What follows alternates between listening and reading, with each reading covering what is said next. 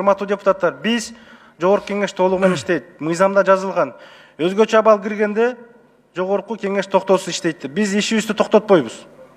Эгерде керек болгон учурларда ушундай чогула турган жыйындарыбыз болсо, заседанияларыбыз болсо, биз токтоосуз чогулуп жыйын өткөрөбүз, Дастан Далбаевич.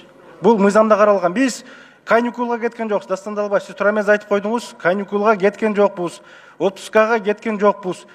Биз жергиликтүү бийликтер менен, жергиликтүү ошол акимдер менен болобу, губернаторлор менен болобу байланышып, аларга кандай жардам болот, ошолор менен акылдашып жардам берип туралы. Мына рахмат, биздин Жогорку Кеңештин депутаттары мынакей болушунча өздөрүнүн үй бүлөсүнүн атынан кошумча каражаттарды берип атат.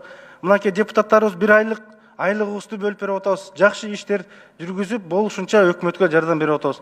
Ошонун негизинде биз 27 апрелди 15 апрелге чейин узартып коелу деген эле ниет. Информационное агентство Кабар. Сабиржан Токтосунович, сөз сизде. Саламатсыздарбы, урматтуу телекөрүүчүлөр. Bir сутка ичинде жалпысынан 23 бейтап ооруканадан айыгып чыгарылды. Бишкек шаарынан 12 бейтап, Ош шаарынан 10 бейтап, Жалал-Абад областынан 1 бейтап.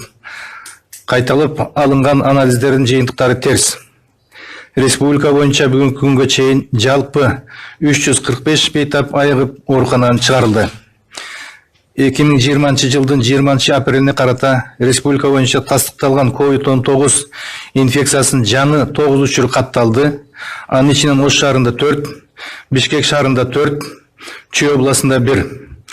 Кыргызстанда тастыкталган COVID-19 инфекциясынын жалпы саны 665 учурду катталды. Анын ичинен Жалал-Абад областында 109, Ош областында 157, Ош шаарында 108, Чүй областында 43, Бишкек шаарында 151, Баткен областында 6, Нарын областында 83,